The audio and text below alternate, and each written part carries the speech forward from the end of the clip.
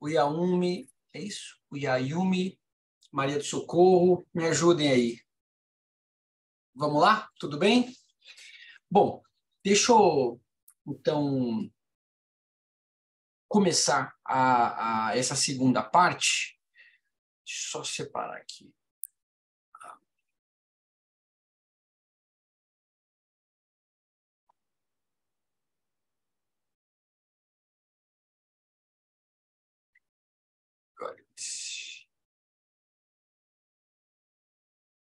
Beleza.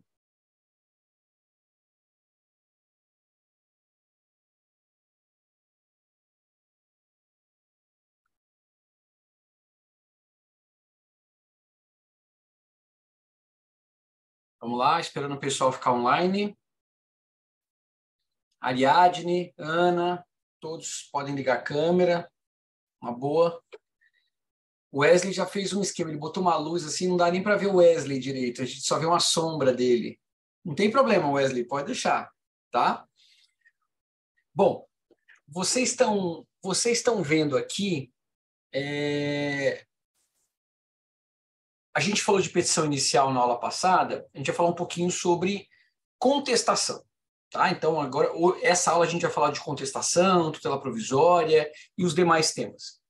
Bom, o prazo para contestar, meus amigos, é de 15 dias,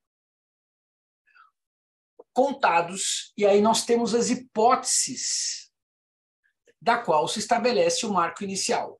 Há de tomar muito cuidado com isso. Você tem que sempre lembrar o seguinte: quais são as situações que nós temos? Entrei com a ação. Réu foi citado e o juiz designou audiência de conciliação ou mediação. Dessa conciliação não teve acordo, ou por algum motivo ela não aconteceu, é da audiência que corre uns 15 dias. Tá? Que é o inciso 1. Se o réu pediu para cancelar a audiência, é do cancelamento do réu. Inciso 2. E se o juiz simplesmente mandou citar o réu, sem designar audiência, então a gente vai fazer a contagem nos termos do artigo 231. Para quem não se lembra, o artigo 231 é o artigo mais importante para o advogado. Porque é justamente o artigo que fala sobre as contagens de prazo de correio, eletrônico, oficial de justiça, edital, hora certa, todos esses, quem fala é o inciso 3. Tá? Daí a importância de vocês se atentarem a isso. Muito bem. Vamos começar aqui, ó. Na verdade, antes de eu entrar na contestação, eu queria falar com vocês sobre duas questões importantes. Existem duas regras mágicas em contestação que vocês não podem esquecer nunca. E eu cheguei a explicar sobre isso na aula passada. A primeira regra importante da contestação, meus amigos, é a chamada regra da eventualidade. O que é a regra da eventualidade? Se o réu formula se o autor formula várias alegações, eu tenho que formular todas as defesas de tudo. Ou seja, eu vou resumir, eu tenho que me defender sobre tudo. Eu até dei um exemplo na aula passada, vocês vão se lembrar. Imaginem, por exemplo, que a McKellen, por exemplo, bateu no meu carro. Ou melhor, ela diz que eu digo que ela bateu no meu carro. Ela não bateu no meu carro, mas eu falo que ela bateu. Aí eu cobro dano moral, dano material, lucros cessantes, dano emergente, um monte de coisa. A McKellen nunca me viu na vida. A McKellen Você mora em Cuiabá, McKellen? Eu moro em Juína. É? Eu moro em Juína. Aonde fica? Fica a 800 quilômetros aproximadamente de Cuiabá. Bem no interior, no Nortão. Tá. Então, a McKellen mora em Juína. Ela nunca foi, não sei, estou chutando, ela nunca foi para São Paulo. Não. Então ela não sabe como eu entrei com uma ação contra ela. E num caso como esse, numa situação como essa, vejam, ela tem que se defender sobre tudo. Eu falei, excelência, eu não bati no carro do Renato. Mas se eu bati, caso Vossa Excelência entenda isso, né, em atenção à regra da eventualidade, primeiro, o dano material que ele está me cobrando é excessivo. Gente, nós podemos discutir dano material, dano moral, lucros cessantes, mesmo não tendo participado da situação que legitimou o processo. O que você não pode é não se manifestar, senão você é rével. Tá claro ou não? E o segundo argumento é o chamado ônus da impugnação específica. O que é ônus da impugnação específica? Não basta eu falar sobre tudo, eu preciso me defender especificamente sobre tudo. Dica: vocês não podem, por exemplo, numa defesa dizer assim, quanto aos juros, nem vou falar de tão absurdo. Quanto a essa matéria, furto em responder porque me dá nos nervos. Não. Você não pode dizer assim, quanto à dívida eu já paguei. Falar isso e não falar nada, é melhor não falar nada. Quanto ao acidente do carro, a Beatriz se defendendo, foi ele, Renato, e não eu que causou o acidente. Só falar isso não adianta nada. Você tem que fazer prova. Vocês têm que sempre se lembrar. Eu faço isso, é um exercício que eu faço todos os dias da minha vida. Eu nunca escrevo para mim, eu escrevo para o juiz. Eu sempre escrevo, é uma carta de amor. Você vai pôr seu sentimento, mas você vai pensar na outra pessoa para quem está escrevendo. Ainda que a gente não escreva mais cartas, tá? Que eu vá fazer um textão no WhatsApp. A gente escreve para alguém. Eu escrevo para o juiz. O juiz gosta de peça pequena? Gosta, então eu vou escrever peça pequena. Porque é ele quem vai decidir meu caso. O juiz não conhece o caso entre a Margarete e a Ana. Então, eu vou explicar para o juiz. Eu vou fazer prova disso. E nós vamos, na nossa vida profissional, meus amigos, encontrar casos de clientes que você vai ter que falar para ele assim, você tem razão, mas você vai perder.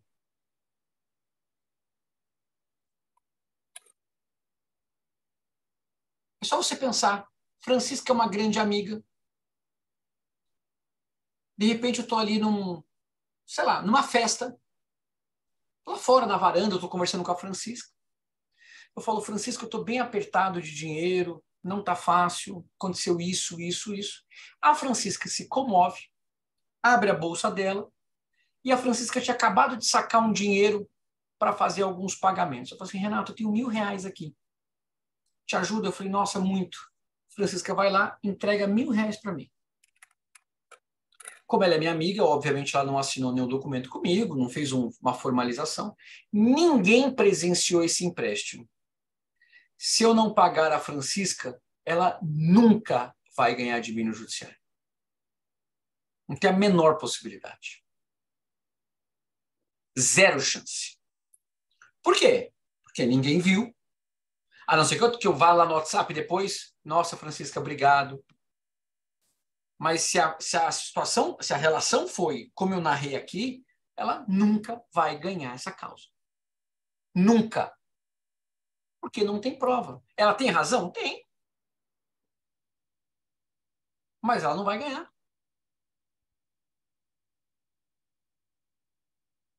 Tudo bem?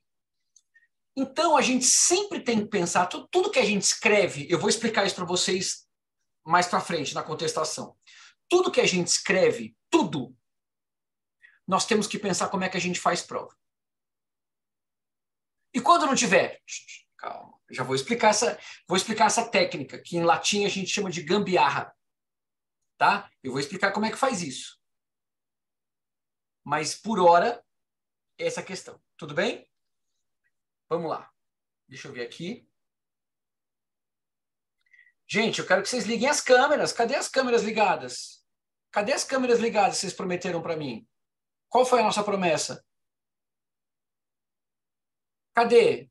Ana, Wesley, DSBCR, João Vitor, Creudirene, Yuri, Pedro. Cadê vocês? Álvaro, Jéssica, Sérgio. Nayara, que entrou agora. Gente, vamos ligar as câmeras. Tá? Bom, vamos lá. Estrutura da contestação. Isso que vocês estão vendo aqui é a estrutura da contestação. Aonde está escrito mérito, eu acabei de ver, está errado. O que tem que escrever ali é pedido. Depois eu corrijo, tá? Mas é isso. Endereçamento, qualificação, fatos, preliminar, mérito, questões processuais e pedido. Dessas 7, me ouçam aqui. Dessas 7, 5 vão constar em todas as contestações. Dessas 7, 5 vão constar em todas. E 2 podem ter. Deu para entender ou não? Então, vamos entender como é que isso funciona. Olha só como é uma receita de bolo.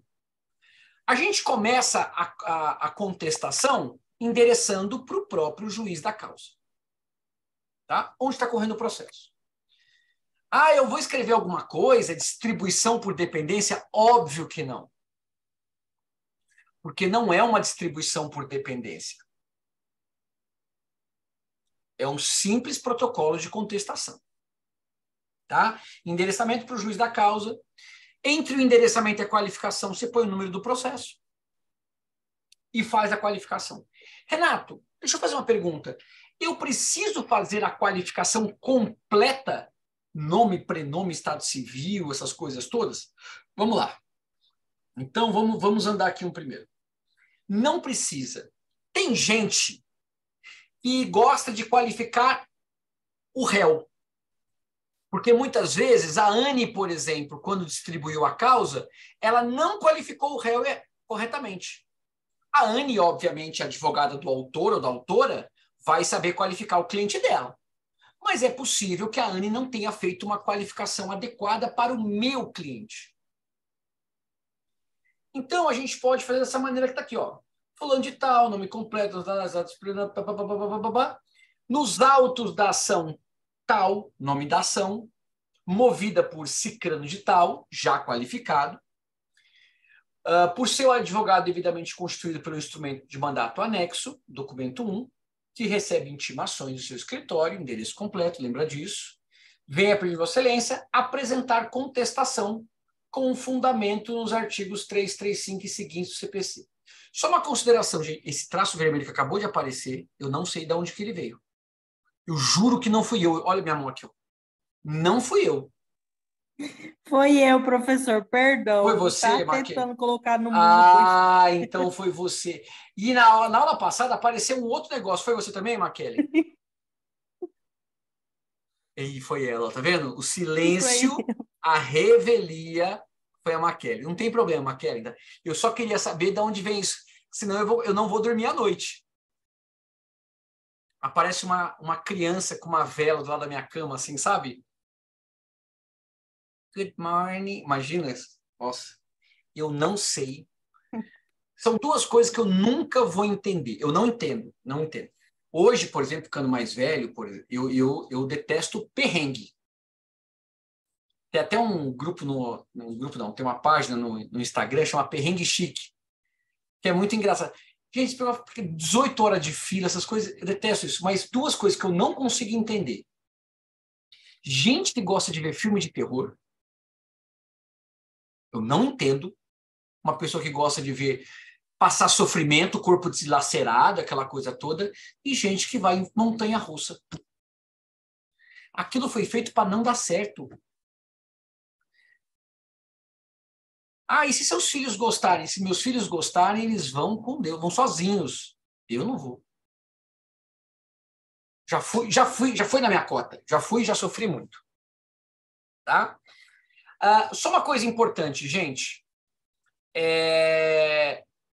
Hoje, a gente faz dessa maneira. Antigamente, a gente sempre usava procuração para fazer carga do processo. Hoje não precisa mais fazer carga, então é dessa maneira que a gente faz. Tá? Então, olha lá, endereçamento a gente já fez, qualificação a gente já fez. Claro que esses números que estão aqui, 1, 2, a gente não vai colocar na nossa peça. Tá? A primeira coisa que a gente vai fazer depois da qualificação é os fatos. Renato, eu começo com as preliminares. Não. Não. Apesar de preliminar ser algo que vem antes, a preliminar ela vem depois dos fatos e vou explicar o porquê. Lembra uma coisa muito simples. Aparecida, Anne, Nayara, Suzana, Amélia, Margarete, Francisca, Beatriz, McKellen, minhas queridas amigas, que eu acho que eu vou disponibilizar para vocês um material de apoio, não para os outros, para vocês que estão com a câmera ligada. Tá? É o seguinte.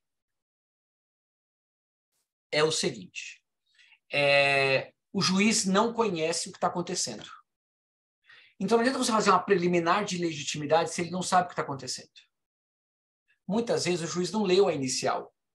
Ele vai ler a defesa. Por quê? Porque eu vou contar uma coisa para vocês. Quando um cliente me chama e pede para eu ver um processo muito rápido, está correndo um processo tal. Eu vejo lá o processo tem 4.000 páginas. O cara me contratou para fazer uma apelação. Eu preciso fazer uma leitura aprofundada, ver o que o advogado anterior acertou, errou, na minha opinião. Não quer dizer que eu esteja certo, tá? É uma opinião que eu vou ter, mas ele quer me contratar. Doutor, dá uma olhadinha no processo. Eu preciso dar uma olhada rápida para fazer uma reunião com ele em meia hora. Para onde eu vou? Para a sentença. Porque na sentença vai ter um relatório que vai ter um resumo do processo. Então, muitas vezes, o juiz nem lê a inicial, ele já lê direto a defesa. E na defesa, a gente vai ter um resumo da inicial. Então, o que são o dos fatos? O dos fatos é um resumo da inicial. Gente, resumo da inicial tem que ser que nem juiz, neutro, imparcial. Nem você vai escrever da forma que o autor escreve, porque o autor, quando escreve a inicial, ele fala: Beatriz se me deve, inadimpliu, agiu dolosamente, agiu de má fé. Você não vai escrever isso na sua contestação, né? Trata-se de uma ação da qual o autor move em face do réu, alegando má fé. Você não vai escrever isso. Você vai ser só um historiador, uma historiadora, vai contar ali aquela história. Tá? Ótimo. Beleza. Mas também não vai falar assim, trata-se de uma absurda cobrança de um litigante. Não. Você vai simplesmente falar assim, trata-se de uma ação de indenização da qual o autor move em face do réu, pleiteando isso. O que vocês podem colocar nos fatos para suavizar um argumento é colocar, por exemplo, as palavras suposto, pretenso, sedizente. Então, trata-se de uma cobrança de um suposto crédito decorrente de um alegado acidente. Deu para entender ou não? A gente pode fazer isso para melhorar, obviamente, essa questão. Tudo bem? Bom, continuando. Esse é o primeiro ponto. Os fatos é só isso. Nos fatos você não vai colocar direito, não vai colocar nada. Você só vai escrever isso. Tá bom? Acabou dos fatos? Então, veja, endereçamento 1, qualificação 2, dos fatos 3. Agora vão ser as preliminares. Como é que funcionam as preliminares, meus amigos? Primeira coisa importante, o que eu acho muito fundamental, e a boa notícia é que como você vai ter tempo para fazer a contestação, você tem 15 dias úteis, eu sei que o advogado não tem apenas isso, mas não tem só essa contestação para fazer, ele tem um monte de coisa para fazer, inclusive coisas da casa, inclusive coisas de várias... Enfim, é fácil falar, você tem 15 dias úteis para fazer um prazo, mas tem outros prazos. Mas o que é muito importante? Gente, eu não conheço vocês pessoalmente, acho que não. Eu conheço algum de vocês pessoalmente? Não? Acho que não. Mas, de qualquer maneira, mesmo eu conhecesse pessoalmente, eu não sei da vida de vocês. Eu não sei se a Anne, por exemplo, é recém-formada, se a Margarete, por exemplo, tem 8 anos de formação. Eu não sei. Então, eu vou dizer o seguinte. Se você... Primeira coisa importante, eu vou começar do básico para ir explicando para vocês. O que é uma preliminar? Preliminar você vai discutir questões processuais, vícios do processo. Francisca, quando eu digo que eu não te devo, isso não é um vício do processo. É o próprio direito que eu estou discutindo. Aparecida, quando eu falo que eu não bati no seu carro, ou quando eu digo que você está errada, isso não é um vício do processo. Isso é uma discussão do próprio direito. Nayara, quando eu falo que eu paguei os aluguéis devidamente para você. Margarete, quando eu falo que o muro que eu construí na minha casa não gerou os danos no seu imóvel, isso é o próprio mérito, tá? Essa é a defesa de mérito. É a defesa do próprio pedido que a gente vai falar. Agora, concorda comigo que o processo que o autor propôs pode ter algum defeito? Ele propôs ação em Cuiabá, mas o foro competente é Nova Mutum. Sorriso. Então eu vou fazer o quê? Eu vou alegar a incompetência do juízo. Concorda comigo que eu fiz um contrato com a Amélia, mas quem entrou com a ação contra mim foi a Aparecida, que é a irmã da Amélia. Ah, mas elas são irmãs. Tudo bem, mas ela não é parte legítima. Eu posso alegar a ilegitimidade. Concorda comigo que a McKellen pode ter entrado com uma petição inicial com algum defeito que me impeça que eu possa me defender e, portanto, eu posso alegar a inépcia da petição inicial dela? Então, todos esses vícios, a bônus que eu vou explicar para vocês como é que funciona, não de maneira aprofundada, isso a gente vai aprender na pós, tá? A pós vai começar, gente, só para vocês saberem, se eu não me engano, deixa eu ver aqui, acho que é dia 23 e 24 de junho, tá? 23 e 24 de junho. E eu falei com o Pedro, ele vai fazer uma promoção para vocês. Salvo engano, ele já falou que vai cortar a matrícula. E ao invés de... Eu vou falar com ele, eu vou confirmar depois com ele, mas ao invés de 350, ficaria 300 por mês. Vou falar para vocês numa boa, não existe pós com esse preço hoje no Brasil. Com essa questão que proporciona. Então, é presencial, tá? E, então, vocês que são da região, eu falo até de brincadeira, se você fizesse assim, São Paulo e região, aqui em São Paulo, ninguém se mexe. E eu vou falar uma coisa para vocês que não é uma inveja, é uma admiração que eu tenho. Vocês do Mato Grosso, especialmente Mato Grosso, Goiás, pessoal do Centro-Oeste, vocês pegam estrada numa tranquilidade que a gente não tem isso. Gente, eu vou para Campinas, 80 quilômetros, você despede da família, troca pneu. Vocês assim, não, eu fui ali 700 quilômetros, tá tudo bem. Gente, se eu andar 700 quilômetros, eu morro. Eu morro. E para vocês está tudo tranquilo. Eu lembro que eu dava umas aulas presenciais na pós em Cuiabá, eu vim de Luiz Eduardo Magalhães, eu vim de não sei de onde, eu vim de Rio Verde, era 500 quilômetros, 700 quilômetros. Eu falei, gente... Mas nem que tivesse, assim, sorteio de barras de ouro. Mas vocês viajam numa boa. Vocês estão acostumados nisso. E a gente não está tanto assim, né? Então, como é que funcionam as preliminares, tá, gente? Só será presencial, Suzana. Eu estou tentando ver se eles... eu acho que vai ser difícil, mas talvez a gente consiga o método híbrido. Mas eu acho, tá? Isso é um achismo, que vai ser um pouco mais difícil. Tá bom? Mas, enfim. Ah, Suzana, 700 quilômetros é um pulinho, Suzana. Para de reclamar. 700 quilômetros? O que é 700 quilômetros? O máximo que eu andei na minha vida, o máximo, acho que foi 450. Eu quase morri. Eu fui para Franca. São Paulo para Franca, 450 quilômetros, eu achei que eu ia ter uma síncope. e vocês, 450 quilômetros é tipo ir na padaria. Tá? Olha aqui na lousa, gente. Ó, eu expliquei os fatos, tá? Os fatos se limitam a narrar o pedido do autor, nessa oportunidade nenhuma defesa será deduzida, tal. Já expliquei os fatos. Aqui estão as preliminares, gente. Essas são as preliminares. Obviamente, pelo tamanho da nossa aula, eu não vou. Na nossa aula mesmo da pós, eu explico cada preliminar, como nós temos que deduzir cada uma delas. Mas eu vou dar um exemplo rápido aqui de uma situação. Litispendência. Vocês lembram o que é litispendência? Litispendência acontece quando você tem duas ações iguais em curso.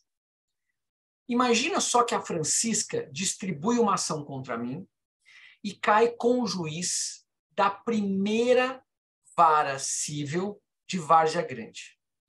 Só que o juiz da primeira vara civil, a Francisca que eu já conhece há muito tempo, ele é um juiz que é contra aquela tese. Ela já sabe disso. E ela sabe que ela vai perder esse caso. O que a Francisca faz? Sem comentar nada com ninguém, distribui a mesma ação igualzinha e cai na segunda vara de Cuiabá. Então a gente tem duas ações em curso. Quando eu, Renato, for me defender, eu vou alegar a litispendência. Vou dar um outro exemplo. A Suzana, por exemplo, ela é menor de idade. E ela foi para a justiça. Mas ela pode ir para a justiça, Renato, desde que ela seja representada. A Suzana, que tem 17 anos, foi para a justiça só com advogado direto. Então eu vou alegar o quê? Inciso 9, incapacidade de parte. Deu para entender ou não? Nenhuma dessas situações que está aqui, nenhuma dessas, são questões de mérito. Margarete é muito rica, ostenta em rede social e posta foto, e é cada dia com uma bolsa, cada dia com um sapato, e ela pediu gratuidade da justiça, e o juiz caiu na dela. Eu vou alegar o inciso 13, indevida concessão do benefício agradado da justiça.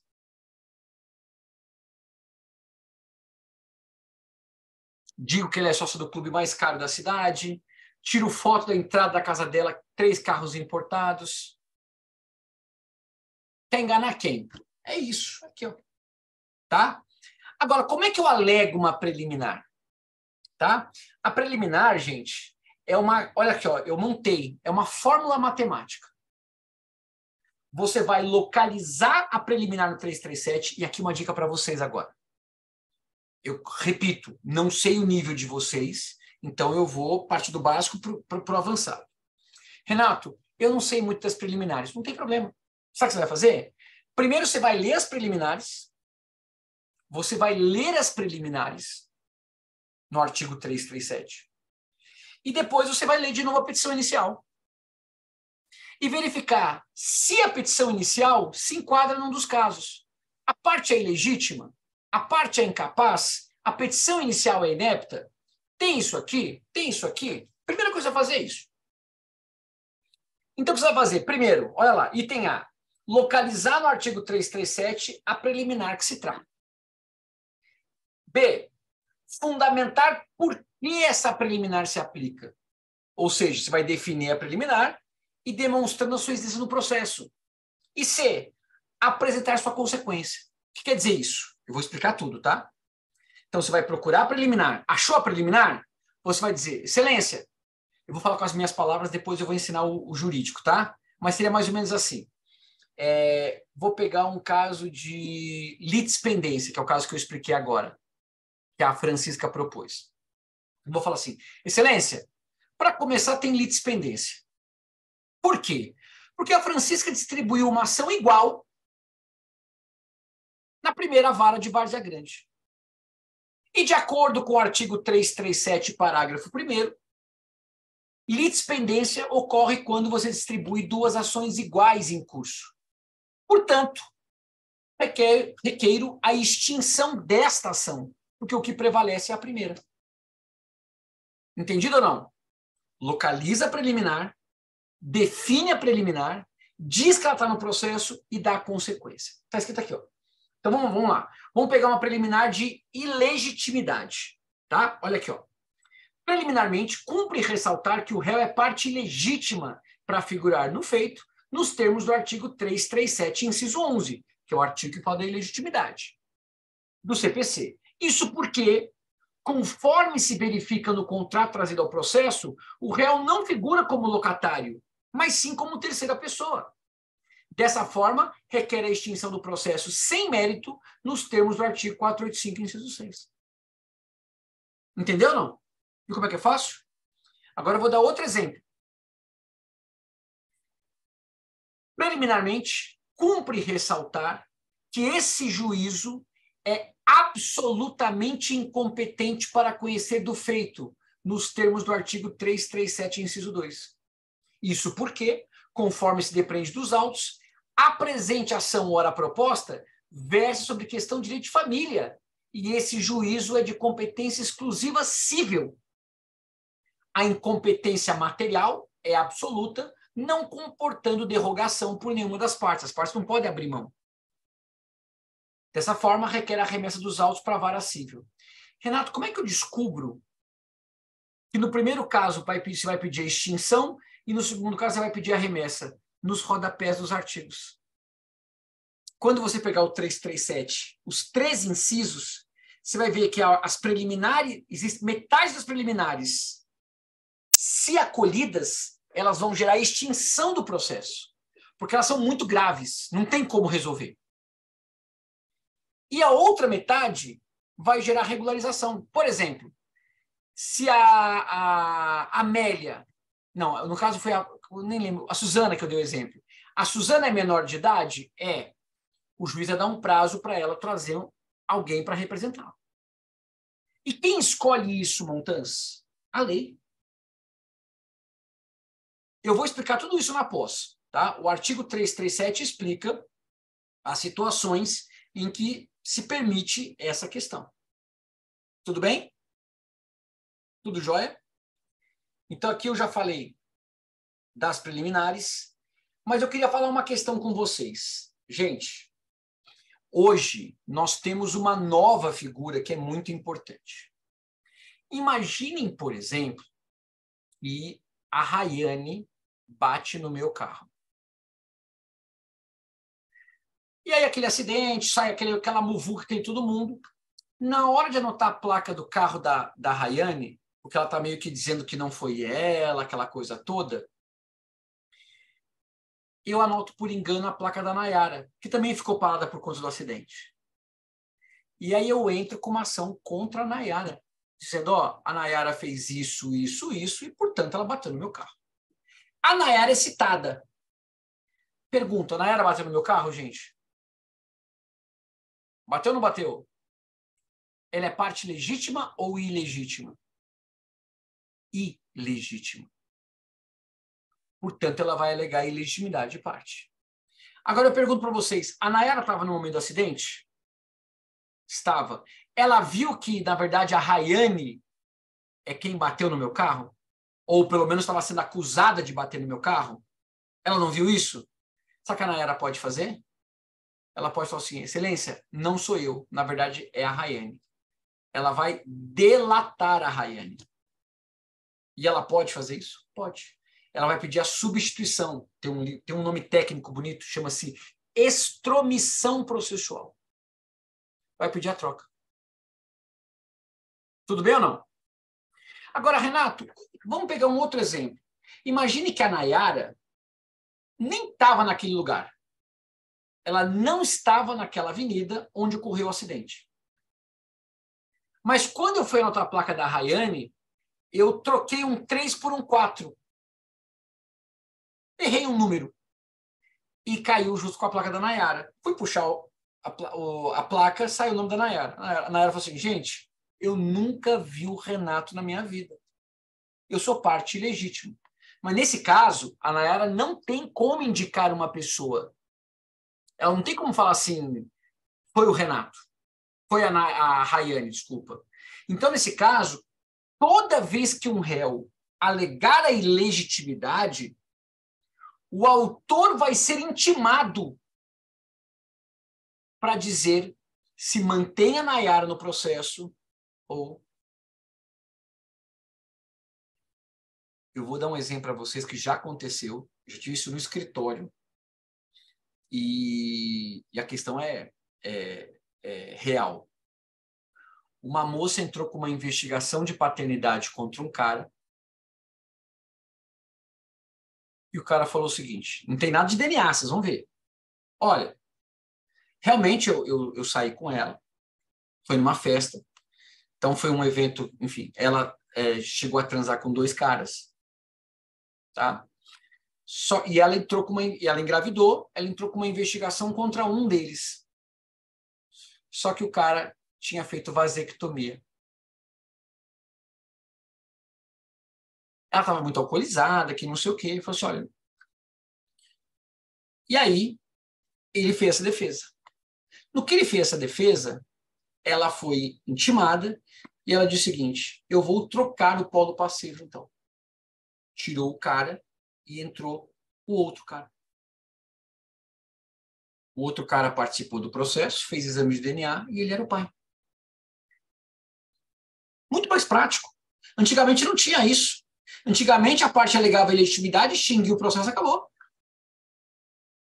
Claro, vão ter situações que a Nayara vai falar o seguinte, ó, eu não sou parte legítima. E o Renato fala, sim, vai ficar. Mas aí eu suporto a questão, que se a Nayara não for culpada, quem vai pagar o pato sou eu, né? As custas e tudo mais. Tudo bem? Essas regras que eu expliquei para vocês agora, gente, ó, elas estão aqui, ó, no artigo 338 e 339. Aqui. Tá? Que fala justamente sobre isso. Essa possibilidade de trocar. Veja que eu estou só explicando para vocês que é justamente para a gente aprofundar isso na nossa pós. Agora vamos para o mérito, gente. Vamos para o mérito. Dica de advogado para advogados. Olhem para mim. Não respirem. O que eu faço quando recebo uma petição inicial no meu escritório? Ou seja, quando o cliente chega e me mostra o processo, eu abro o processo. Primeira coisa que eu vou ver, prescrição. Primeira coisa, criem esse hábito. Quantas vezes eu já vi gente que não alegou prescrição no processo? A gente vai falar sobre isso daqui a pouquinho, que são as questões processuais. Primeira coisa que eu vejo é prescrição. Segundo, o que eu gosto de fazer? Eu gosto de imprimir a petição inicial. Desculpa a natureza, mas a petição inicial eu gosto de imprimir. Eu imprimo a petição inicial. E eu vou lendo ponto por ponto do que ele está falando. E eu vejo os documentos que ele juntou. E eu vou dizer para vocês. 98% dos casos de dano moral, o dano moral é só alegado. E tem gente hoje que entra com ação cobrando dano moral porque a dívida não foi paga. Gente, claro que pode acontecer. Eu precisava do dinheiro para pagar alguma coisa, não consegui, fui protestado, pode acontecer isso. Mas, normalmente, cobrança de dívida, eu não posso cobrar dano moral. Deu para entender? Nayara não me pagou, dano moral. A Anne não me pagou, dano moral. Não, eu vou cobrar dívida. Com hora, atraso, tudo mais. Obviamente que existe dano moral que a gente chama de in re ipsa, que é o dano moral que ele já é presumido. Um ato ilícito que gerou a morte, por exemplo, um acidente de carro, gerou a perda de um parente, gerou uma inabilidade para você, você perdeu a locomoção da perna. Óbvio que isso é dano moral. Uma ofensa num jornal, óbvio que isso é dano moral. Mas em casos outros, os advogados escrevem. E sofreu dano moral. Um exemplo muito comum de dano moral que os advogados hoje vêm pedindo é nas fraudes bancárias. Que hoje os ladrões estão muito espertos com fraude, né? A minha mãe Veja, minha mãe foi juíza, para vocês terem uma ideia do trabalho. Mas minha mãe está com 82. Minha mãe caiu em 4 fraudes. Aí eu troquei o telefone da casa dela. A mãe fala, mas Renato, ela fala para mim, minha mãe tá um pouquinho velhinha, tal, mas ela fala assim, Renato, a pessoa sabia tudo, exatamente. Todo canalha é cativante.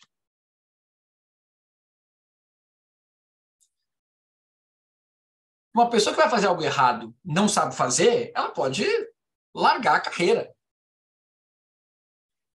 As pessoas que vão dar golpe em alguém, elas são boas nisso. Minha mãe caiu no golpe do motoboy, de levar cartão lá embaixo. Minha mãe caiu no golpe do Pix. Minha mãe caiu no golpe não sei do quê. Eu entrei com ação contra todos. Eu pedi dano moral em algum? Nenhum. Porque a jurisprudência do STJ não vem admitindo dano moral. O fato de você ter caído num golpe não faz com que o banco tenha que pagar para você dano moral.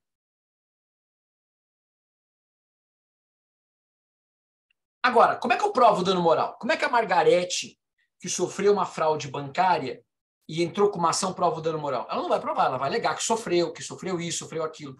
Margarete e amigos da classe, se o dano moral não for in re ipsa, não for aquele dano chamado de presumido, sabe o que eu faço? Eu escrevo o seguinte, presta atenção. Então, a primeira coisa que eu vejo numa contestação é prescrição ou decadência. A segunda coisa, eu leio tudo que ele pediu e eu quero ver se ele conseguiu provar o que ele pediu. E se ele não provar, Renato, eu começo assim a defesa sobre aquele assunto. Depois eu vou explicar como é que eu faço a defesa, tá? Mas eu explico assim, eu começo assim. O autor alegou em 2 páginas o seu sofrimento, a violação ao direito da personalidade decorrente do dano moral. Ponto. Contudo, não há provas. Não há nenhuma prova decorrente dessa questão. Alegar sem provar é o mesmo que não alegar. Isso não é só para o dano moral, não, gente. É para qualquer coisa.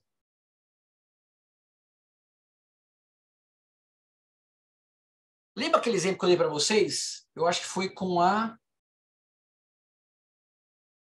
Francisca. Que eu pedi um dinheiro emprestado para a Francisca que ninguém viu. Lembra disso? Imagina a Francisca resolver ir ao Poder Judiciário e falar: Renato me levou até a varanda de uma festa onde ninguém estava presente. E lá, comovido, me pediu R$1.000 emprestado. E eu emprestei. Ela pode escrever isso. Só que eu não tem como provar. Então, o que eu vou fazer? Eu vou de voadora.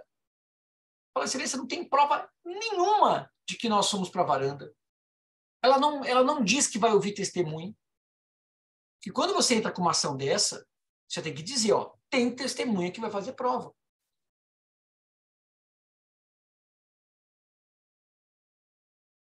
Qual é a questão mais importante que você tem que fazer? Você tem que ler a petição inicial inteira,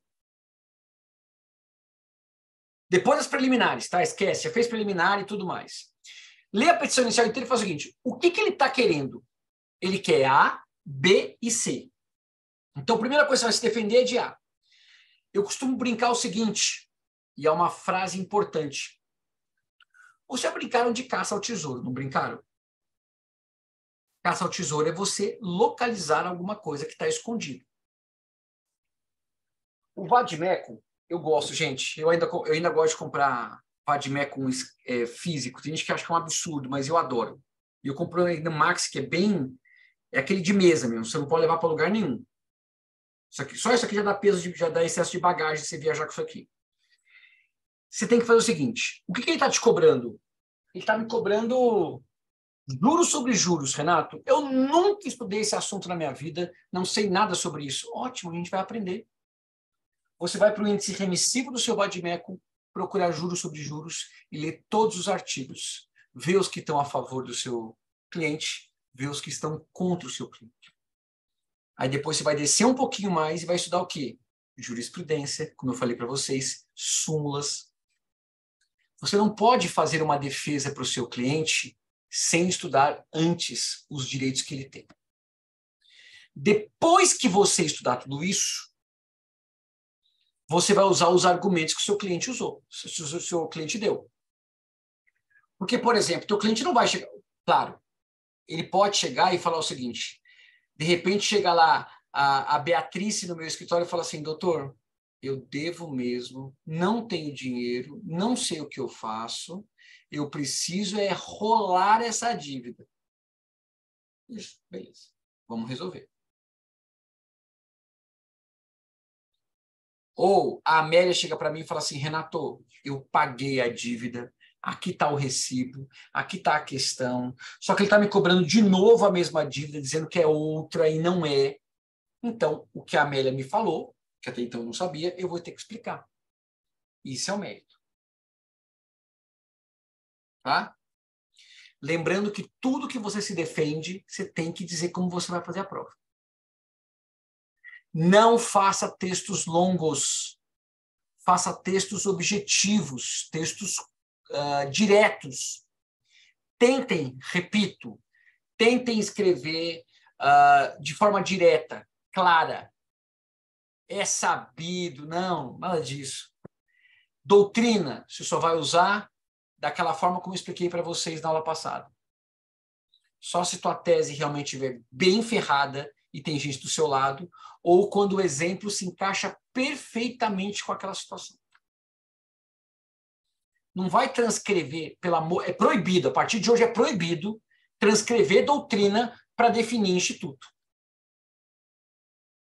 E sobre uso capião, Pontes de Miranda observa que uso capião é, pelo amor de Deus, o juiz não vai ler isso não. Só quem gosta disso é cliente, gente. Cliente quer que a gente faça um Novo Testamento. Não. Nós temos que aprender a ser sucintos nas nossas peças.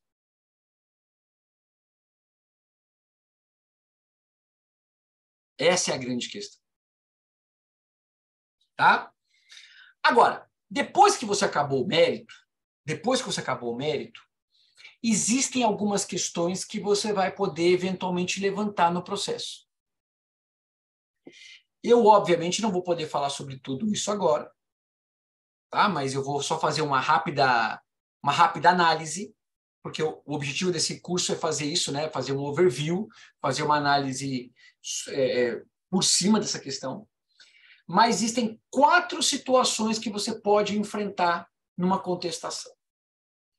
Prescrição e decadência, denunciação da lide, chamamento ao processo e reconvenção. Tá? Primeira coisa, Renato, como é que eu diferencio prescrição e decadência? Aquelas famosas perguntas que todo mundo faz na vida. Não precisa. Essa parte chata quem faz são os civilistas. Prescrição é a perda da pretensão, decadência é a perda de... Esquece isso. Vamos pensar, eu vou ensinar para vocês uma técnica que vocês nunca mais vão errar quando o caso que vocês estão enfrentando é de prescrição, de decadência ou não é de nada. É simples. Apesar de nós termos, sei lá, estou chutando um número aqui, 500 ações do Poder Judiciário, apesar de existirem 500 ações do Poder Judiciário, estou chutando um número, tá? Essas ações elas podem ser classificadas em 3 grandes grupos. Elas podem ser colocadas em 3 escaninhos. Existem, e todo mundo já ouviu isso, todo mundo aprendeu isso na faculdade em algum momento. Existem as ações declaratórias, as ações constitutivas e as ações condenatórias. Rapidamente, o que são essas? A ação declaratória é uma ação que eu só quero declarar alguma coisa. Por exemplo, eu quero declarar que eu vivo em união estável com a Rayane. Isso é uma ação declaratória. Eu quero declarar que o cheque que a Aparecida emitiu é falso. É uma ação declaratória.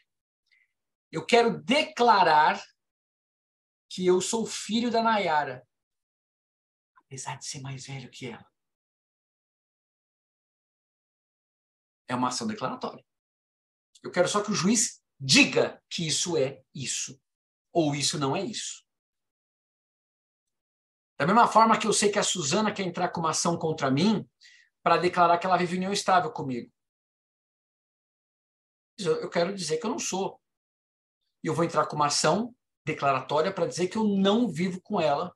A Suzana é só um ficante. Levei ela 2 vezes para jantar, gente. Não é união estável, não. Então, a ação declaratória é isso. A ação constitutiva é aquela que eu quero criar ou mudar uma relação jurídica. Tipo divórcio. Divórcio é uma ação constitutiva. Porque eu vou sair da condição de casado para a condição de divorciado.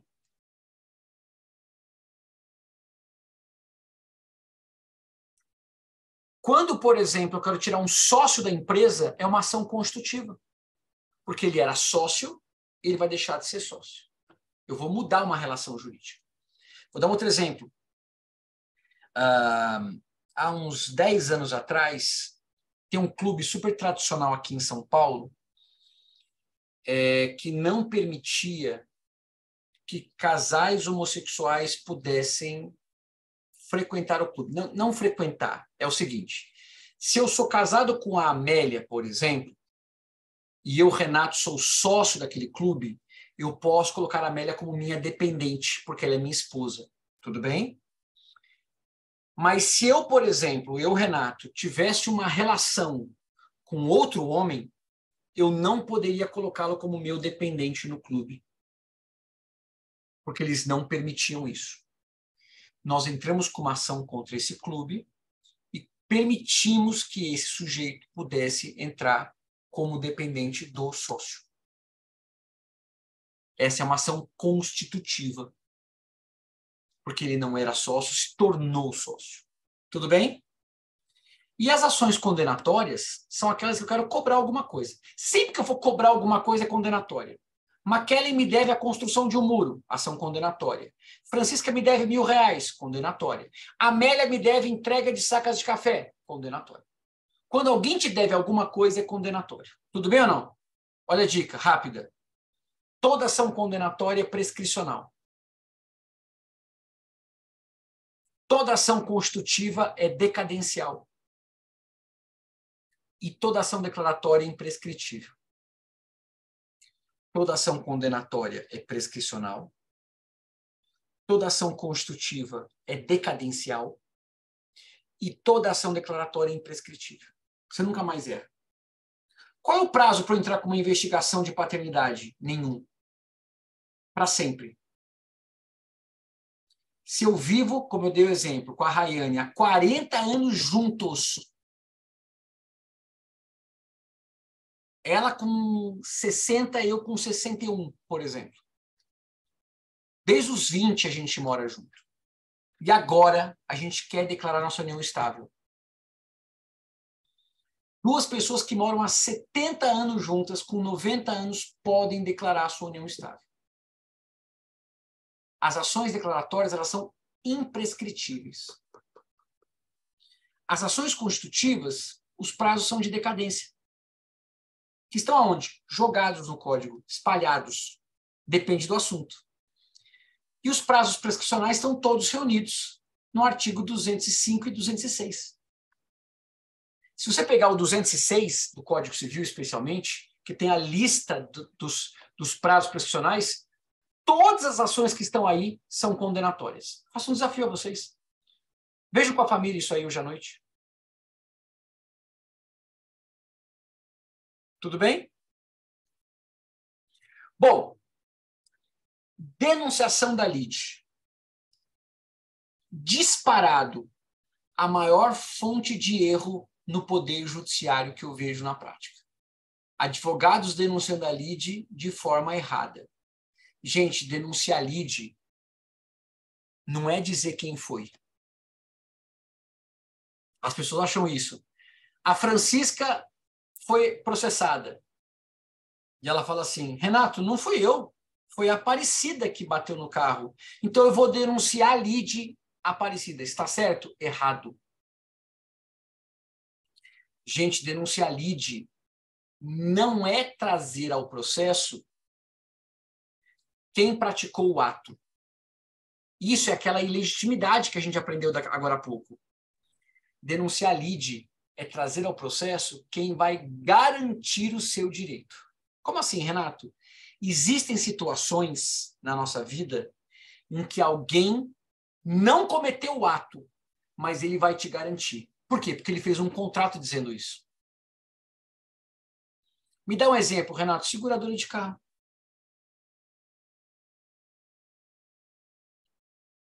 Aí em Cuiabá não tem aquela curvinha que vocês chamam de Hot Wheels? Para quem é de Cuiabá, aquela curvinha que leva nenhum lugar para lugar nenhum. Eu estou naquela curvinha em alta velocidade, vou lá, bato num carro. Esse cara, e aí eu fujo. Esse cara entra com uma ação contra mim. Só que eu pago uma seguradora há 15 anos. Há 15 anos eu pago uma seguradora. O que eu vou fazer? Eu vou me defender do cara. Eu vou dizer, ó, não é minha culpa, não. Ele que evadiu o sinal vermelho. Enfim, eu vou usar todos os meus argumentos. Mas eu vou chegar e dizer o seguinte, mas tem uma coisa. Tem um detalhe. Eu tenho uma seguradora e eu quero denunciar a Lide a minha seguradora. Então, se eu tiver que pagar, quem vai pagar é ela. Deu para entender ou não? Agora eu te pergunto, a minha seguradora, vou chutar aqui, Porto Seguro. Porto Seguro bateu no carro da pessoa? Não. Mas o que ela é? Ela é minha garantidora. Qual que é a função de um seguro? Ressarcir você para um evento, por um evento futuro incerto. É isso. Denunciar a Lide serve para isso. Não serve para você trazer alguém que, mas eu devo, mas a Suzana também. Não é denunciação da Lide. Tudo bem ou não? Fechou? Chamamento ao processo.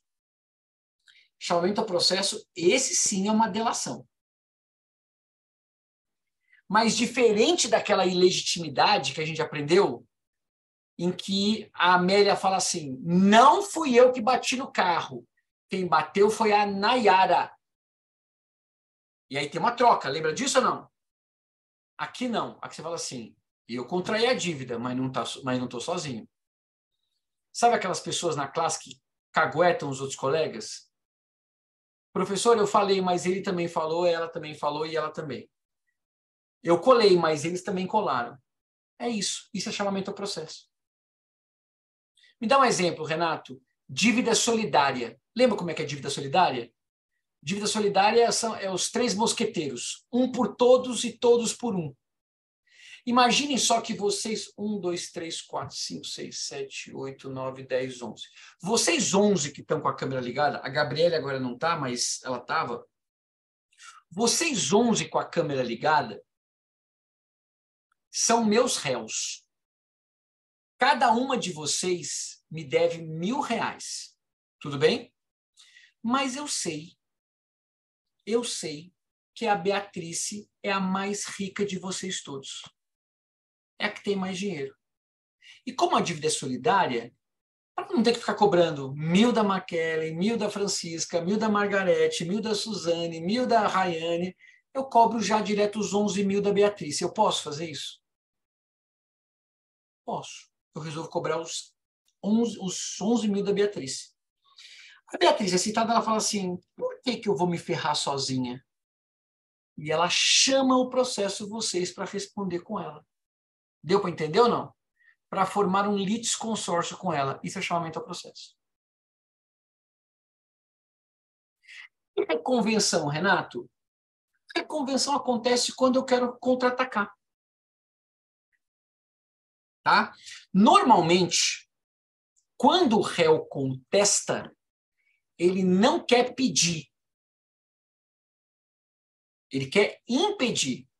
Tem uma frase que o Moacir Amaral Santos usa, que eu acho genial, ele fala assim, a alegria do réu acontece quando o jogo acaba 0-0. Nem o réu ganha, nem o autor ganha. Suzana me cobra R$10.000, eu vou me defender dizendo, não devo R$10.000. Quando eu ganho? Quando ninguém ganha. Nayara diz que eu bati no carro dela. Eu digo que eu não bati. Quando eu ganho? Quando ninguém ganha. Eu não vou ganhar nada e a Nayara não vai ganhar nada. Então, o réu, quando se defende, normalmente ele só resiste. Mas, às vezes, você tem alguma coisa a pedir. Até porque, muitas vezes, gente, as relações que dão direito a você ir ao judiciário, elas são relações que a gente chama de bilaterais, ou, nome técnico, sinalagmáticas. Por exemplo, eu faço um contrato com a Aparecida. A Aparecida entra com uma ação contra mim dizendo: o Renato não cumpriu o contrato, Excelência. Eu me defendo e digo o seguinte: não só cumpriu o contrato, está aqui a prova, como, na verdade, quem não cumpriu foi a Aparecida. Então, eu vou aproveitar o processo dela e cobrar reconvenção. A reconvenção é feita na própria contestação. Tá? E nos slides, eu já explico para vocês aqui, ó. Ó, nos slides eu deixo prontinho como é que faz denoção da lide, como é que faz chamamento ao processo, como é que faz prescrição e decadência, tá? Estou explicando aqui para vocês. E esses slides vão ficar para vocês, tá? Eu vou disponibilizar hoje. Calma, não é isso aqui.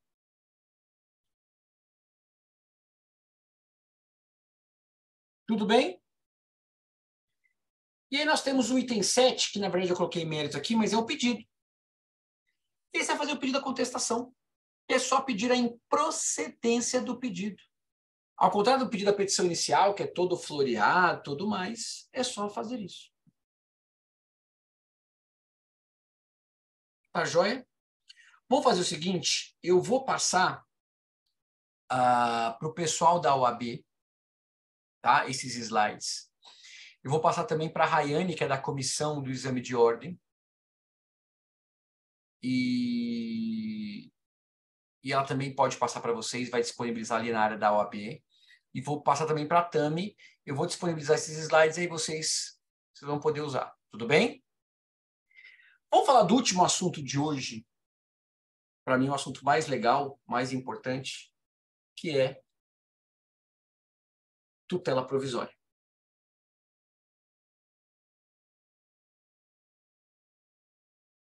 Gente, olha o que a McKellen fez, ó. Riscou tudo o slide.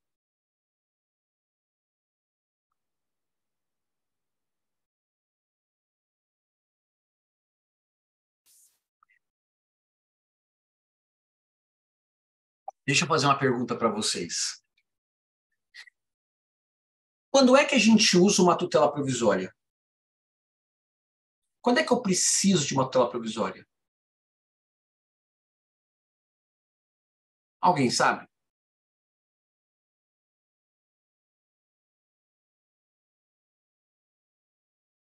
Quando tem urgência, quando tem pressa, sim. Mas deixa eu fazer uma explicação rápida para vocês. Olhem para mim. Não respirem. Atire a primeira pedra, salvo os que nunca advogaram ainda, né? Alguns aqui, não sei se todos já advogaram, ou alguns ainda vão começar a advogar. Nayara ainda não advoga.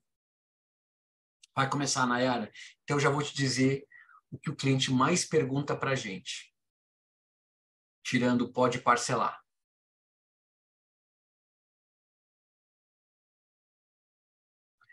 Gente, eu tenho menos medo dessa pessoa, porque quem pede parcelamento vai pagar. Eu tenho medo daqueles que falam assim, você fala o valor, ele fala...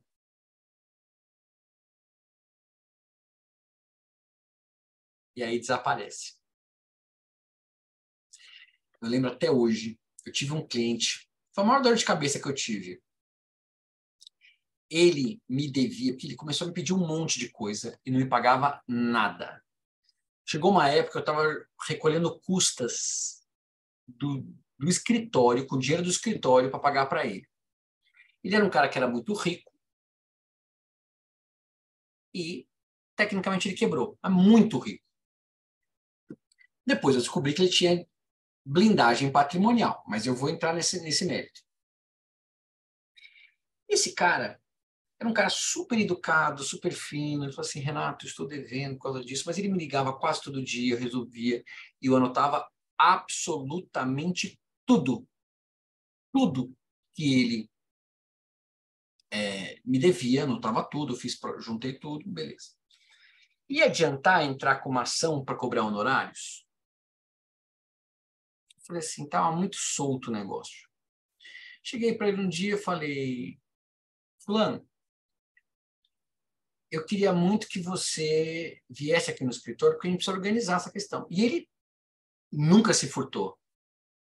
Você fala com ele, fala assim, não, eu te devo, eu tenho toda a razão, o que você precisar que eu faça, eu faço. Porque o cara que está com o dinheiro blindado, ele fala o que você quiser ouvir. Fiz uma confissão de dívida com ele. O valor de tudo que ele me devia. Uma tranquilidade, parecia que assim, ele estava colocando um telefone num papel de pão. Ele foi lá e assinou. E realmente ele me devia aquilo, tá? Não era nada... Mostrei para ele tudo, você, em virtude disso aqui, você me deve esse valor de honorários. Porque, na verdade, o primeiro contrato que eu fiz com ele era um contrato baixo. Baixo, assim, não tão alto. Como ele foi me pedindo várias coisas encavaladas, eu não ia, para cada coisa que ele me pedia, assinar um contrato de honorários. Ele assinou o contrato. Tranquilo. E aí, entrou com a ação, eu entrei com a ação, cobrando honorários, né? Eu tinha título executivo, né, que é o contrato de honorários. E ele estava tranquilo, achou que não ia achar patrimônio.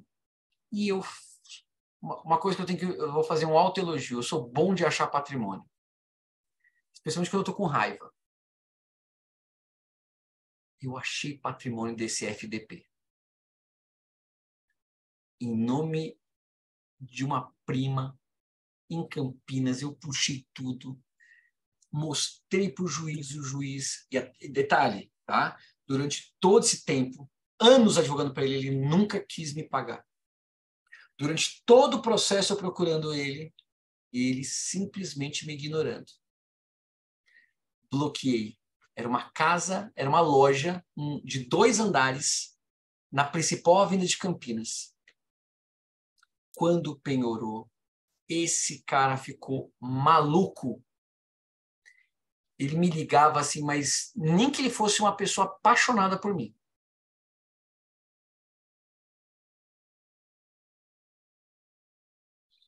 Não tem acordo, não tem acordo, não tem acordo. Agora não tem acordo. E meu sócio, também era advogado, falou assim, Renato, vamos agir menos com o estômago, vamos ouvir o que ele tem para falar. Ele foi, bem ou mal, foi nosso cliente, foi beleza. Então, eu quero pagar para você, mas em sei lá quantas mil parcelas. Eu falei, estamos conversados. Vendemos a casa, pegamos o dinheiro. Então, acontecem essas questões. Mas o que vocês mais ouvem de um cliente é o seguinte, doutor, quanto tempo vai demorar o processo? Quanto tempo vai demorar? E sabe qual é o pior? Nós não temos como prever. Depende de 1000 coisas. Depende do juiz julgar rápido, depende do cartório trabalhar rápido, depende de ter ou não recursos. Uma ação pode demorar 1 ano e meio, pode demorar 6 anos, pode demorar até mais. Mas vejam, não estou entrando no mérito, presta atenção no que eu vou falar agora. Se a vara é ou não demorada. E a vara tal é demorada, a vara tal é rápida, a comarca tal é demorada, a comarca tal é rápida. Não estou entrando nesse mérito. O que vocês têm que saber é que o processo é como uma fila. Se você não é uma prioridade, você tem que ficar nessa fila. Tudo bem ou não? Seu cliente pode esperar 2, 3, 5, 10, 15 anos. Não há o que fazer. Agora, existe uma forma da gente furar essa fila. Quando nós demonstrarmos para o juiz que o tempo do processo pode nos gerar a perda de um direito ou uma flagrante injustiça. E aí nós podemos entrar com uma tutela provisória. Por exemplo, eu sou advogado da Margarete. E a Margarete fala assim, doutor, eu estou esperando esse dinheiro faz tempo. Vamos imaginar, Margarete, que é 200 mil reais. Doutor, eu estou esperando esse dinheiro para fazer uma viagem com a minha família.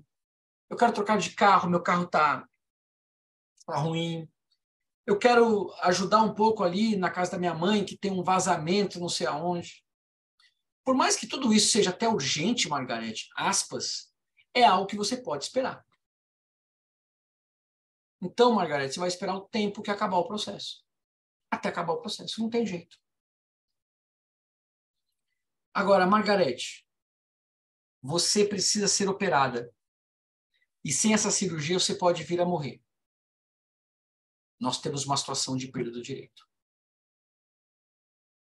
A Rayane me procura e diz o seguinte, Renato, fulano de tal me deve. E ele sabe que me deve e ele começou a dilapidar todo o patrimônio dele. Passar o patrimônio dele para um monte de laranja. Se eu não bloquear isso logo, ele não vai ter bens para responder. Isso é um caso de perda de direito.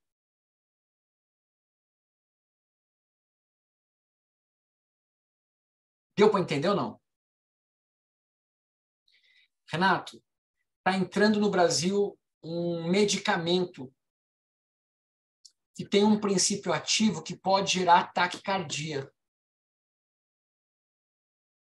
Se eu não bloquear esses medicamentos na alfândega, eles vão entrar no Brasil. E se entrar no Brasil, vão ser vendidos. Eles vão para a farmácia, que nem comida. Está chegando uma comida supostamente estragada dos Estados Unidos. Se eu não bloquear a comida vai entrar no Brasil e vai ser comercializada. Aí acabou. Então, toda vez, presta atenção nisso, que o tempo do processo puder gerar em você, puder gerar no judiciário a perda de um direito ou uma flagrante injustiça, já vou explicar isso, a gente vai entrar com tutela provisória. O CPC organizou da seguinte maneira. A tutela provisória, ela começa lá no artigo 294 e vai até o artigo 311. A tutela provisória, ela pode ser fundada na urgência ou na evidência. Tá? A tutela de urgência, ela pode ser cautelar ou ela pode ser antecipada. Então, a tutela provisória, ela pode ser de urgência ou de evidência, e a tutela de urgência, ela pode ser cautelar ou antecipada. Na prática, vocês têm que saber que existe cautelar, tutela antecipada e tutela de evidência. Esquece urgência, tutela provisória, esquece aí. É esses três nomes aqui, cautelar, antecipada e evidência. Tá? Deixa eu explicar para vocês primeiro a famosa, nunca mais vocês vão errar isso na vida, a famosa diferença entre cautelar e tutela antecipada, quando eu peço uma, quando eu peço a outra. Nunca mais vocês vão errar.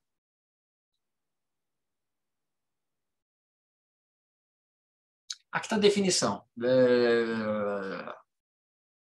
Tá? Aqui a definição para falar, não tem, está aqui a definição. Definição chata. Vamos fazer a definição legal? Olhem para mim. Duas definições rápidas para vocês nunca mais errarem isso aqui. Primeiro, gente, qual que é a função de um segurança? Proteger. Tudo bem ou não? A cautelar tem a função de um segurança. Ela não vai te dar o direito antes. Ela vai proteger o direito para que você possa usufruí-lo num outro momento. Não entendi, Renato. Posso usar uma palavra que vocês nunca mais vão errar? Depois eu vou ensinar um macete para vocês identificarem isso. Mas primeira palavra. Sempre que você pensar em cautelar, pense em geladeira. Qual que é a função de uma geladeira? Resguardar comida. Concorda comigo ou não? McKellen, você por acaso coloca uma comida na geladeira e vai dizer assim, nossa, eu vou comer agora? Não. Justamente porque você não vai comer agora a comida, você vai colocar ela na geladeira, certo ou não? Para você poder comer num outro momento. Se a McKellen deixar a comida fora da geladeira, o que acontece? Ela estraga. Concorda comigo ou não? Então, eu vou dar 3 exemplos para vocês de cautelar, para vocês entenderem como é que é a função da geladeira. A Francisca vai ser meu exemplo em todas. Francisca, propõe uma ação de cobrança contra você. Você me deve 50 mil reais. E, quando eu proponho ação, eu descubro que você está dilapidando o seu patrimônio. Já que sabe que você vai ter que me pagar, ela começa a sumir com o patrimônio. Passar para o terceiro, passar não sei o quê, fazer conta no exterior. Ela começa a criar uma blindagem para não me pagar. É o final, tipo, eu vou ganhar a causa, mas eu não vou levar. Deu para entender ou não? Sabendo disso, sabendo que se eu não fizer algo rápido, eu vou perder o direito, eu entro com uma cautelar. Para fazer o quê? Para bloquear os bens dela. Fala que não. Esses bens vêm para mim?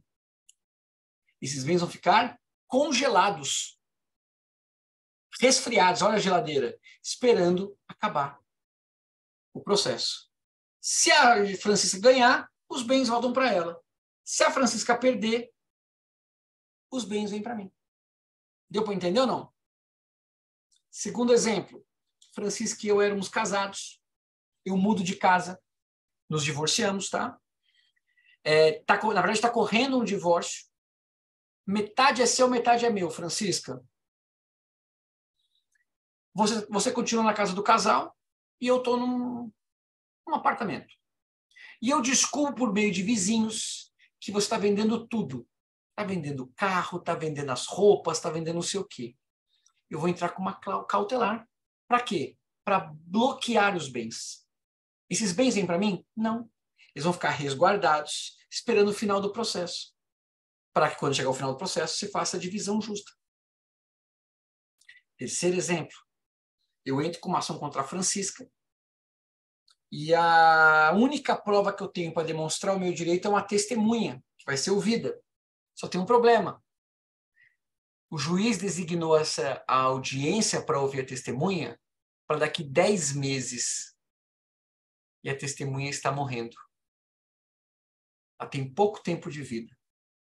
Eu não posso esperar 10 meses para ouvir a testemunha. Então, eu vou entrar com uma cautelar, que tem até um nome, chama-se produção antecipada de provas. O juiz vai colher o depoimento dela. E aí, Renato, depois disso, o que acontece? Isso vai ser apresentado, vai ficar congelado. E quando chegar o dia da audiência, esse depoimento que foi colhido vai ser confrontado com das testemunhas que estão ali presenciais. Cautelar é uma geladeira. Ele resguarda para você usufruir em outro momento. Tutela antecipada é uma frigideira. Você quer usufruir agora. Ninguém põe uma comida na frigideira para dizer, vou comer daqui.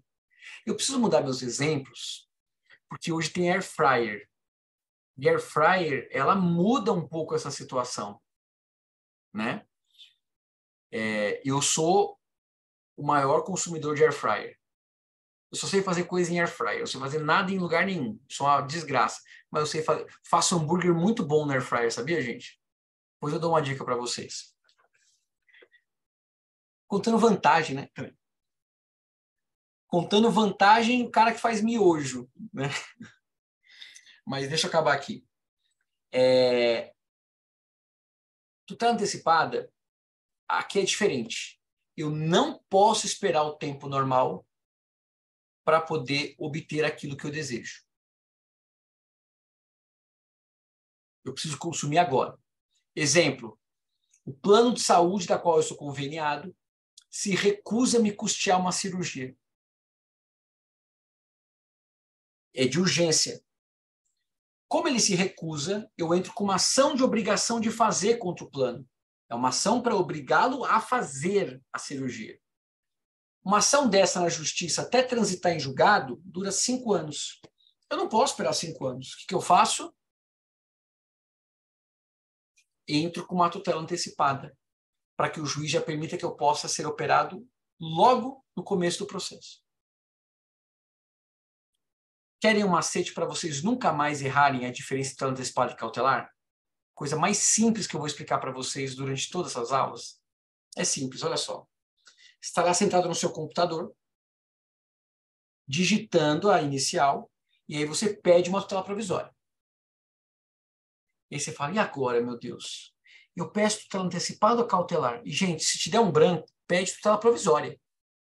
Não dá nome de nada, fala tutela provisória. Mas eu vou ensinar para você agora, você nunca mais vai errar. É simples. O que eu estou pedindo agora em tutela provisória é igual o que eu quero no final do processo? É igual. Então, a tutela é antecipada.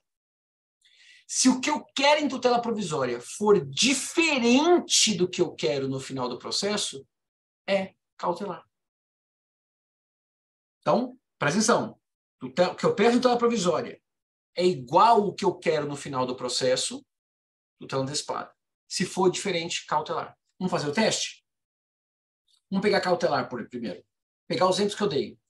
Francisca e eu... a Francisca tem uma dívida comigo. Propõe uma ação contra a Francisca quer dilapidar o patrimônio dela. Está tentando dilapidar o patrimônio dela, tentando se reduzir a insolvência.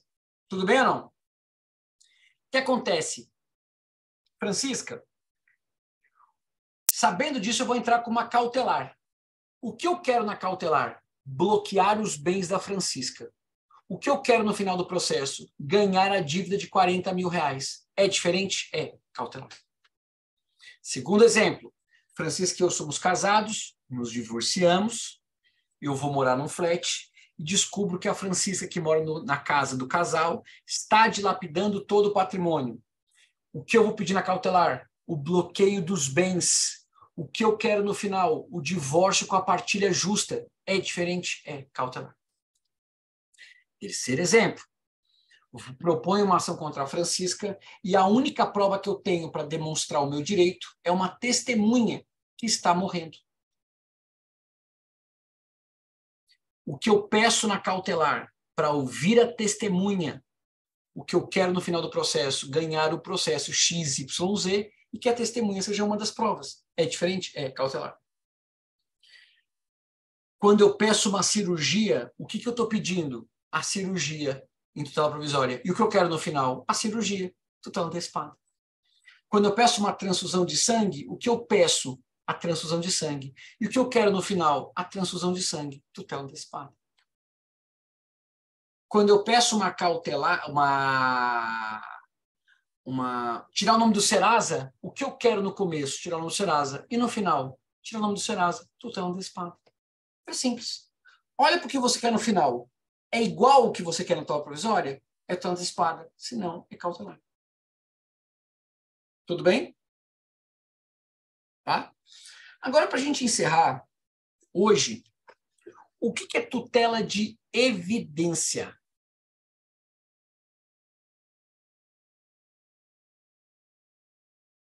O que é tutela de evidência? Gente, tutela de evidência, olhem para mim. É a coisa mais esquecida que os advogados... Todo advogado esquece de pedir. E é uma das coisas mais importantes que nós temos. Tutela de evidência ocorre quando você está com o direito já pronto, já latente, mas tem que esperar o processo inteiro para poder ganhar. E você pede para o juiz te conceder antes. Não entendi nada, Renato. Vou explicar. A Amélia é uma grande amiga minha. Amiga, sim, da gente se falar todo dia, Amélia. Amélia é uma grande amiga. E um dia a Amélia chega para mim e fala assim, Renato, me empresta seu carro? Porque eu acabei de montar uma empresa, eu vou precisar fazer vários transportes, estou sem carro. Então, claro. Amélia, quanto tempo você precisa do carro? 2 meses. Beleza. Emprestei o carro para a Amélia por 2 meses. Ao final de 2 meses, a Amélia não me devolve o carro. Detalhe, eu não fiz nenhum contrato com ela. Tá? Ela é minha amiga, eu não vou fazer um contrato de comodato com ela. de empréstimo gratuito de coisas não fungíveis. Quando eu ligo para a Amélia, eu falo, Amélia, você está me devendo o carro. Ela fala assim, Renato, o carro é meu. Como assim o carro é seu, Amélia? Renato, eu comprei esse carro de você. Inclusive, fizemos um contrato de compra e venda e eu depositei o dinheiro na sua conta. Eu falo, gente, a Amélia está ficando louca. E isso não aconteceu. Tá? Dentro do meu exemplo fictício, isso que a Amélia contou é uma mentira. Tudo bem ou não? Então a Amélia se diz proprietária. Gente, se ela se diz proprietária, eu não posso entrar com uma possessória. Eu tenho que entrar com uma ação para discutir propriedade, que é uma ação reivindicatória. Veja como é que é importante fazer um curso mais aprofundado para vocês entenderem essas questões todas. Tá? É uma ação que discute posse é possessória. A ação em que os dois se dizem proprietários é reivindicatória. Beleza. Eu vou entrar com uma ação contra a Amélia reivindicatória para discutir propriedade. Quanto tempo vai demorar essa ação na justiça, gente? Com recursos, com tudo, execução, tudo. Vamos chutar 5 anos? 5 anos. E tem uma regrinha na Constituição Federal que ferra a gente. O artigo 5º, inciso 54, que diz assim: existe, todo mundo já ouviu falar em presunção de inocência penal. Já não ouviram? Presunção de inocência penal? Nós temos também a presunção de inocência no cível. O artigo 54, 5º 54 da Constituição Federal diz assim, olhem para mim, ninguém será condenado nem privado de seus bens sem o devido processo legal. Deixa eu traduzir essa frase para vocês. Enquanto não acabar o processo, o que está comigo fica comigo. Ninguém é condenado nem privado de seus bens sem o devido processo legal. Então, Amélia, enquanto não acabar o processo, o carro fica com quem? Por mais injusto que seja, com a Amélia. E daqui 5 anos, gente, o carro já não vale mais nada. A Amélia vai rodar muito com esse carro, sabendo que ela vai perder o carro, ela não vai nem fazer revisão, não vai cuidar de nada. Mas, Renato, será que não tem um jeito de eu conseguir esse carro antes de terminar o processo? É o que eu vou ensinar agora. Eu vou entrar com uma petição inicial contra a Amélia, cobrando o carro. Concorda comigo ou não? O que eu vou juntar na minha inicial? Nota fiscal de que eu comprei o carro, seguro do carro no meu nome, IPVA do carro no meu nome, tudo possível e imaginável de provas de que o carro é meu, documento de transferência, documento do carro, documento do veículo, documento disso, documento daquilo, tudo isso eu apresento na minha petição inicial, dizendo que o carro é meu. A Amélia vai ser citada. A Amélia vai conseguir se defender, gente? Não. A Amélia vai conseguir juntar o contrato de compra e venda que ocorreu? Não, porque não ocorreu. A Amélia vai conseguir provar que depositou um dinheiro na minha conta? Não, porque não houve o depósito na minha conta. Então a defesa da Amélia vai ser uma defesa super frágil. Olha que interessante. Eu fiz uma baita de uma petição inicial. A Amélia fez uma péssima defesa. Só que o processo vai ter que caminhar mais 4 anos, 4 anos e meio, porque ninguém será condenado nem privado de seus bens sem devido processo legal. Só que hoje eu posso dizer o seguinte, eu posso, depois da contestação da Amélia, formular uma réplica dizendo assim, Excelência, a minha petição inicial é forte, com base nisso, nisso, nisso, e a defesa da Amélia é fraca. Então eu quero uma tutela provisória de evidência para que o carro fique comigo até acabar o processo. O juiz me dá a decisão e tira o carro da Amélia e deixa comigo. Por quê? Porque neste momento do processo, o Renato provou que tem melhores condições. Deu para entender?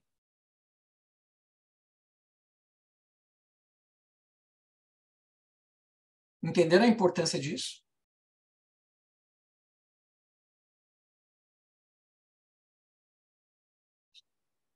Deixa eu ver aqui, peraí. Então, vejam que tutela de evidência é isso. Aonde ela está prevista, Renato? No artigo 311 do CPC. Olha aqui um dos exemplos, ó.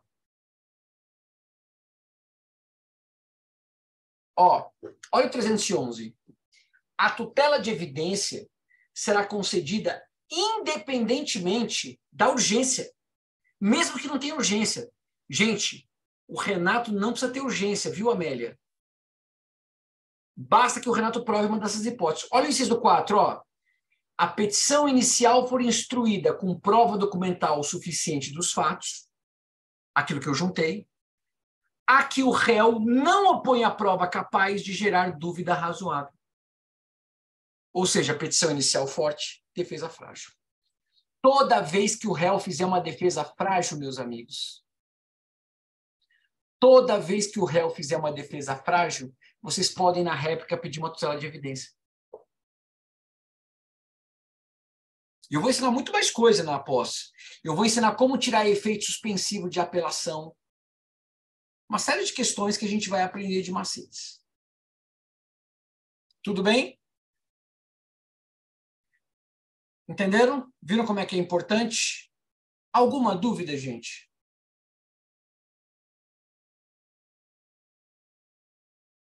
Alguma dúvida? Bom, eu vou parando por aqui. Eu vou, claro, até porque a gente não vai conseguir começar e terminar os outros temas. E eu vou convidar, obviamente, vocês, para quem tiver interesse, tá, de fazer a nossa pós-graduação. Ela vai começar em junho, né, nos dias 23 e 24, como eu falei para vocês, né, 23 e 24 de junho. E espero informações sobre a pós. Eu tenho quase certeza, estou com medo de falar uma bobagem aqui, mas a mensalidade da pós originalmente é R$500, mas se você pagar à vista é R$350, e o Pedro parece estar fazendo uma promoção que ele está tirando a taxa de matrícula, fazendo por R$300 para quem falar que fez, para quem fez o curso. Tá? Para quem fez o curso. R$300 por mês. Sem sacanagem, eu não tô, juro, eu nem é meu perfil, eu não sou muito disso, mas eu nunca vi uma pós tão barata, com uma qualidade tão boa. Eu vou pôr uma equipe muito boa para dar aula comigo. Eu vou dar aula, claro, de vários módulos, mas para além da minha aula, vão ter vários outros professores que vão dar aula de vários. Então, vai ter técnicas, por exemplo, para gestão de escritório, vai ter como fazer sustentação oral, como fazer audiência, como fazer petição. Vai ter uma aula só de petição inicial, na verdade duas. Duas aulas de petição inicial, 2 aulas de defesa, 1 aula de defesa, vai ter aula de recurso, aula de prática tributária, aula de prática previdenciária. Vou querer, professor, vou querer. Ótimo, Francisca. Vou Tá? querer. Tô te ouvindo, hein, Francisca? Tá com o áudio ligado. Ai, Você só não pode falar mal do professor. Com o áudio ligado, falando que vai querer, tá ótimo. Hoje não tem guaxupé, né? Hoje eu não ouvi guaxupé. Não. É o seguinte, fazer inscrição. Eu vou passar para vocês. Será que eu posso fazer? Rayane, você pode colocar o telefone? Deixa eu ver se eu tenho aqui, peraí. Eu ia falar para colocar o telefone do Mário, da Tami. Aqui, deixa eu ver se Coloco no tem. chat, peraí. Eu vou passar para vocês um telefone, vocês podem falar pelo WhatsApp, é com o Mário. Por favor, não façam a pergunta, tá? A quinta série que habita em todos nós ia fazer a famosa pergunta. Mas, de qualquer maneira, e desculpa se alguém chama Mário aqui na classe, mas a gente faz, enfim. E o Mário é diretor lá na Tami e ele consegue conversar com vocês. Falem que vocês fizeram um curso. Tá? Então, pessoal de Cuiabá e região, vale muito a pena. 700 quilômetros eu acho pouco, viu, Suzana? Longe de mim querer palpitar. Ó, ela deixou aqui, a Rayane deixou. Obrigado, Rayane. E eu vou passar para a Rayane também o material, tá? E eu vou passar o telefone da Rayane, porque se ela não passar o material logo, vocês já podem ligar para ela. Ela atende à noite, de madrugada, dia santo, tá tudo certo. Não dorme, né? Será presencial, tá? A pós-graduação vai ser presencial. Vai ser bem legal e acho que vale muito a pena. Tá bom? Obrigado a todos. Tudo de bom para vocês. Suzana, eu acho que vai ser, num primeiro momento, mensal. Justamente para isso, para permitir que pessoas... Então, assim, não sei se vocês já fizeram esse tipo de pós, que é muito comum, né? É uma pós em que é uma sexta e o sábado o dia todo. Não o dia todo, acho que vai ter umas 2, 1 hora, alguma coisa assim, mas começa às 8. Então, assim, você faz a carga horária de uma vez só no mês, entendeu? O que é muito melhor. Aí você pode se programar, fala assim, ó, neste final de semana eu vou ficar por conta pós. Os outros eu posso me entregar a bebida. Tá? Basicamente é isso. Tá joia? Então, obrigado a todos. Tudo de bom. O que vocês precisarem, qualquer dúvida que vocês tiverem, falem comigo ali. Mas vocês podem falar com o Mário ou na própria ESA. Tá? Na própria ESA de Cuiabá, vocês têm condições, ligando lá, vocês conseguem fazer a inscrição dessa pós. Tá bom? Um grande abraço a todos, fiquem com Deus e espero encontrar vocês presencialmente. Tá bom? Obrigada, professor. Muito obrigada. Um abraço. Tchau, tchau. Tchau, professor. Até mais, professor. Tchau, tchau.